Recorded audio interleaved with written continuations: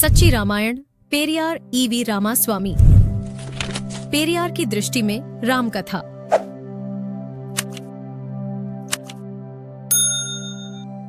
सुरेश पंडित राम हिंदुओं के सिर्फ आदर्श महापुरुष ही नहीं, परम पूजनीय देवता भी हैं।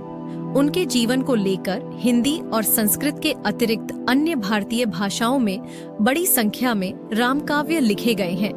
ये महाकाव्य उनको अतिमानवीय तो प्रदर्शित करते ही हैं, उन्हें दुनिया भर के सारे अनुकरणीय गुणों से संपन्न भी दिखाते हैं। यदि कोई समस्त श्रेष्ठ विशेषणों से विभूषित धीरोदात्त नायक की छवि को अविकल रूप में देखना चाहता है, तो उसकी यह इच्छा राम पर लिखे किसी भी महाकाव्य को पढ़कर पूरी हो सकती है। इसीलिए उन पर लिखे गए काव्यों को न केवल भक्तिभाव से पढ़ा व सुना जाता है, बल्कि उनके चरित्र की रंगमंच प्रस्तुति को भाव विभोर होकर देखा भी जाता है। लेकिन ऐसे भी लोग हैं, और उनकी संख्या निश्चय ही नगण्य नहीं है, जो राम के इस महिमा मंडन से अभिभूत नहीं होते और उनकी सर्वश्रेष्ठता को चुनौती देते हैं। उन्हें लगता है कि राम को पुरुषोत्तम के रूप में प्रतिष्ठित करने की हठीली मनोवृत्ति ने जानबूझकर उनके आसपास विचरने वाले चरित्रों को बौना बनाया है।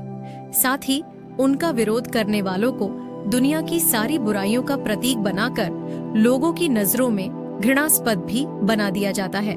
ऐसे लोग जब पत्र पत्रिकाओं या पुस्तकों के जरिए अपनी बात रखने लगते हैं, तो उन्हें नास्तिक, धर्मद्रोही एवं बुराई के प्रतीक रावण का वंशज घोषित कर उनकी आवाज को दबाने की कोशिश की जाती है और अधिसंख्य हिंदुओं की धार्मिक भावनाओं को आहत करने की कुचेष्टा बताकर प्रतिबंधित कर दिया जाता है। लेकिन सारे खतरों का मुकाबला करते हुए भी लोग अपनी बात कहने से चूकते नहीं।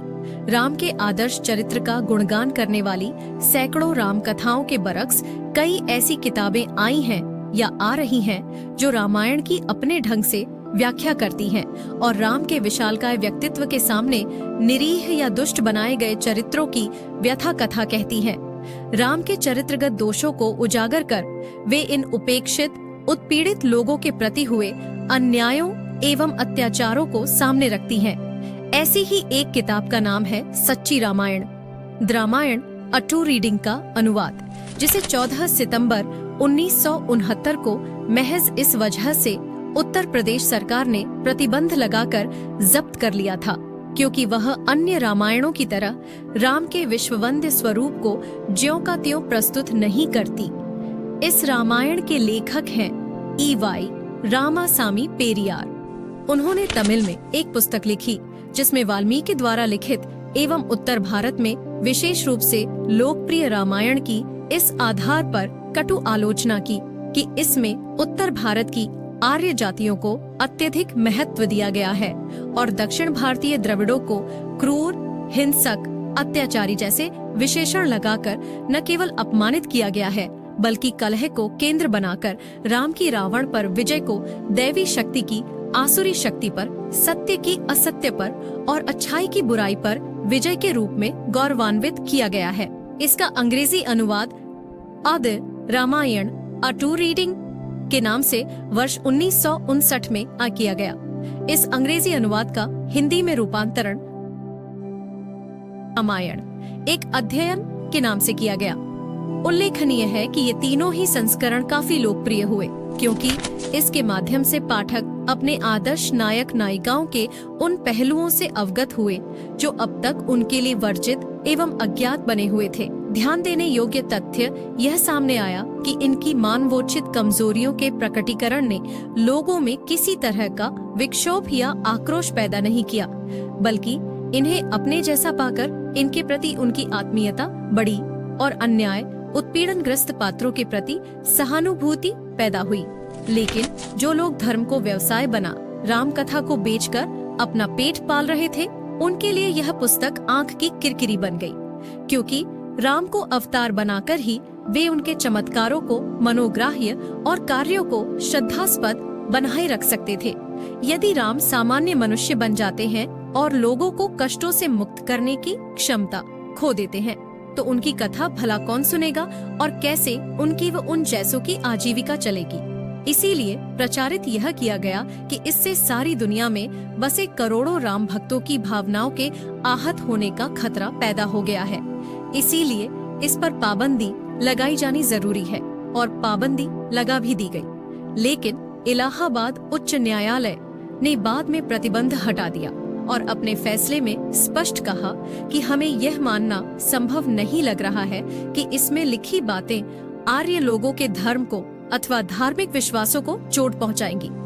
ध्यान देने लायक तथ्य यह है कि मूल पुस्तक तमिल में लिखी गई थी और इसका स्पष्ट उद्देश्य तमिल भाषी द्रविड़ों को यह बताना था कि रामायण में उत्तर भारत के आर्य राम, सीता, लक्ष्मण आदि का उदात्त चरित्र और दक्षिण भारत के द्रविड़ रावण, कुंभकर्ण, शूर्पणखा आदि का घृणित चरित्र दिखाकर तमिलों का अपमान किया गया है। उनके आचरणों, रीति रिवाजों को निंदनीय दिखलाया गया है। लेखक का उद्देश्य जानबूझकर हिंदुओं की भावनाओं को ठेस पहुंचाने की बजाय अपनी जाति के साथ हुए अन्याय को दिखलाना भी तो हो सकता है। निश्चय ही ऐसा करना असंवैधानिक नहीं माना जा सकता। ऐसा करके उसने उसी तरह अपनी अभिव्यक्ति की स्वतंत्रता के संवैधानिक अधिकार का उपयोग किया है, जैसे राम कथा प्रेमी आर्यों को श्रेष्ठ बताकर ये सब करते आ रहे हैं। इस तरह तो कल दलितों का वह सारा साहित्य भी प्रतिबंधित हो सकता है जो दलितों के प्रति हुए अमानवीय व्यवहार के लिए खुल्लम खुल्ला सवर्ण लोगों को कठघरे में खड़ा करता है। ये कैसे न्याय संगत हो सकता है कि लोग रामायण, महाभारत, गीता आदि धार्मिक ग्रंथों को तो पढ़ते रहे, पर उनकी आलोचनाओं को पढ़ने से उन्हें रोक दिया जाए। जहाँ तक जनभावनाओं का सवाल है तो इसका एक तरफा पक्ष नहीं हो सकता। यदि राम और सीता की आलोचना से लोगों को चोट लगती है तो शूद्रों, दलितों व स्त्रियों के बारे में जो कुछ हिंदू धर्म ग्रंथों में लिखा गया है, क्या उससे वे आहत नहीं होते? क्या यह कम विचारणीय है? वस्तुतः पेरियार की सच्ची रामायण ऐसी अकेली रामायण नहीं है जो लोक प्रचलित मिथकों को चुनौती देती है और रावण के बहाने द्रविड़ों के प्रति किए गए अन्याय का पर्दाफाश कर उनके साथ मानवोचित न्यायपूर्ण व्यवहार करने की मांग करती है। दक्षिण से ही एक और रामायण अगस्त 2004 में आई है जो उसकी अंतर्वस्तु का समाजशास्त्रीय विश्लेषण करती है और पूरी विश्वासोत्पादक तार्किकता के साथ प्रमाणित करती है कि राम में और अन्य राजाओं में चारित्रिक दृष्टि से कहीं कोई फर्क नहीं है। वह भी अन्य राजाओं की तरह प्रजा शोषक, साम्राज्य विस्तारक और स्वार्थ सिद्धि हेतु कुछ भी कर गुजरने के लिए सदा तत्पर दिखाई देते हैं। परंतु यहाँ हम पेरियार की नजरों से ही वाल्मीकि की रामायण को देखने की कोशिश करते हैं। वाल्मीकि रामायण में अनेक प्रसंग ऐसे हैं जो तर्क की कसौटी पर तो खरे उतरते ही नहीं। जैसे उसमें लिखा है कि दशरथ 60,000 वर्ष तक जीवित रह चुकने पर भी काम वासना से मुक्त नहीं हो पाए। इसी तरह वह यह भी प्रकट करती है कि उनकी केवल 3 ही पत्नियां नहीं थीं। इन उद्धरणों के जरिए पेरियार दशरथ के कामुक चरित्र पर से तो पर्दा उठाते ही हैं, यह भी साबित करते हैं कि उस जमाने में स्त्रियां केवल भोग्य थीं। समाज में इससे अधिक उनका कोई महत्व नहीं था। दशरथ को अपनी किसी स्त्री से प्रेम नहीं था, क्योंकि यदि होता तो अन्य स्त्रियों की उन्हें आवश्यकता ही नहीं होती। सच्चाई यह भी है कि कैकेयी से उनका विवाह ही इस शर्त पर हुआ था कि उससे पैदा होने वाला पुत्र उनका उत्तराधिकारी होगा। इस शर्त को नजरअंदाज करते हुए उन्होंने राम को राजपाट देना चाहा, जो उनका गलत निर्णय था। राम को भी पता था कि असली राजगद्दी का हकदार भरत है, वह नहीं। ये जानते हुए भी वह राजा बनने को तैयार हो जाते हैं। पेरियार के मतानुसार यह उनके सत्ता लोलुप, राज्य लोलुप होने का प्रमाण है। कैकेयी जब अपनी शर्तें याद दिलाती हैं और राम को वन भेजने की जिद पर अड़ जाती है, तो दशरथ उसे मनाने के लिए कहते हैं, मैं तुम्हारे पैर पकड़ लेने को तैयार हूँ, यदि तुम राम को वन भेजने की जिद को छोड़ दो। पेरियार एक राजा के इस तरह के व्यवहार को बहुत निम्न कोटि का करार देते हैं और उन पर वचन भंग करने तथा राम के प्रति अंधा मोह रखने का आरोप लगाते हैं। राम के बारे में पेरियार का मत है कि वाल्मीकि के राम विचार और कर्म से धूर्त थे।